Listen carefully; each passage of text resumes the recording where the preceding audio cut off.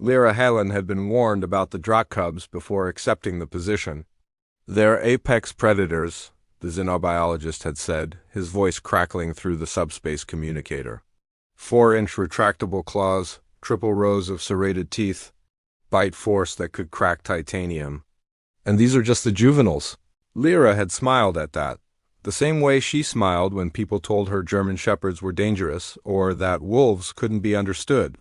"I've worked with predators before," she'd replied simply. Now, standing in the observation room of the Kessler diplomatic vessel, she watched the 7 Drakh cubs through the reinforced glass. Each was roughly the size of an earth jaguar, covered in midnight black scales that shimmered with an oil-slick iridescence. Their eyes, all 6 per cub, glowed a deep amber in the dim lighting. When one yawned, Lyra caught a glimpse of those famous teeth, row upon row of evolutionary perfection designed to rend and tear. They were magnificent. They were also terrified. The cubs huddled together in the far corner of the habitation module, their tails spiked and muscular wrapped around each other. Their scales had gone dull, a sign of stress the briefing materials had mentioned. The smallest one, barely 3 feet long, made a sound that Lyra's translator couldn't process, a sort of chittering whine that needed no translation. "The adult Drakh perished in the reactor breach," Commander Vesic explained, his own scales rippling with what Lyra had learned was grief. "We managed to save the cubs, but they refuse to eat, refuse all contact. Your species has a reputation for ... double quotes." He paused, mandibles clicking uncertainly, "bonding with creatures others find impossible." "We're persistent," Lyra agreed. "And maybe a little stupid." She spent the first 3 days simply existing in their space. No attempts at contact. No forcing interaction. She sat against the wall, reading reports on her datapad, occasionally humming old Earth songs her grandmother had taught her. The cubs watched her with those 12 collective eyes, never moving from their corner, never making a sound beyond that heart-wrenching whine. On the 4th day, the smallest cub Lyra had started calling her Pip, and her head crept forward 6 inches while Lyra pretended to sleep. It was progress. By day 7, Pip was close enough that Lyra could see the patterns in her scales, the way they formed whorls and galaxies across her small body.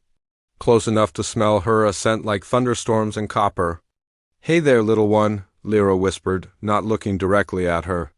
In predator language, direct eye contact was a challenge. "I know you're scared. I know everything's different and wrong, and the person who kept you safe is gone." Pip's scales rippled, a shudder that ran from snout to tail tip. "But you're not alone," Lyra continued. "I promise you're not alone." The breakthrough came on day 12. Lyra had set up 7 small sleeping nests, circular beds filled with thermal-regulating gel, each one programmed to a different temperature based on her observations of the cubs' preferences. She'd placed them in a separate chamber, each nest far enough apart to give them space, but close enough to provide comfort. "These are yours," she told them, gesturing to the nest. "Your own spaces. Safe spaces." The cubs had approached cautiously, sniffing each nest with their dual nostrils. Then, one by one, they'd settled in, their bodies finally relaxing for the first time since Lyra had arrived. She'd returned to her own quarters feeling triumphant. That night, the ship's eye woke her at 0300 hours. "Lyra Halen, there is unusual activity outside your door." Lyra pulled on her jacket and palmed the door control. It slid open with a soft hiss. All 7 Drakh cubs lay piled outside her door. They dragged their nests, each weighing nearly 40 pounds, through the corridors and arranged them in a semicircle around her entrance. Pip lay closest, her small body pressed against the doorframe. The others formed protective layers behind her, the largest cubs on the outside, their scales now gleaming with health, their eyes bright and alert. When the door opened, none of them ran. Instead, Pip made a sound, a deep, resonant purr that Lyra felt in her bones. "Oh," Lyra breathed, understanding flooding through her. "Oh, you babies." Commander Vesic appeared moments later, drawn by the AIS alert.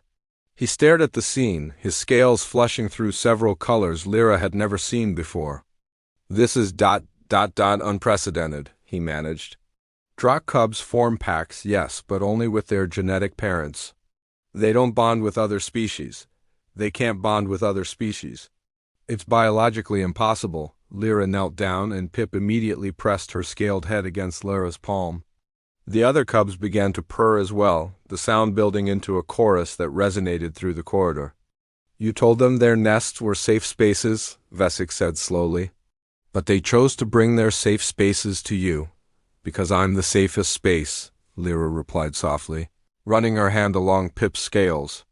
The cub's eyes all six closed in contentment. Because that's what pack means. The largest cub, Lyra, had mentally named him Drak after his species. Much to her own amusement, lifted his massive head and made a sound that the translator finally caught. Mother Guardian, our Mother Guardian. Vesic's scales went pale. That's the highest honor a Drak can bestow. It means protector, provider, the one who stands between the pack and death itself. Lyra felt tears prick her eyes. She'd lost her own mother young, had spent years wondering if she'd have been good at the role. Now 7 apex predators' babies who could tear her apart without effort had chosen her. Looks like I'm not going back to Earth anytime soon, she said, her voice thick with emotion. Pip chirped and burrowed closer. The other cubs shifted, adjusting their pile to include Lyra in the center. She found herself surrounded by scales and warmth and the steady rhythm of 7 predatory hearts beating in sync. Commander Vesic shook his head in wonder. Humans, he muttered. Your species bonds with anything. Not anything, Lyra corrected, smiling as Drak's massive head settled in her lap. Just those who need us. And there, in a corridor on an alien ship light years from Earth, a human woman and 7 predator cubs became what they were always meant to be. Family.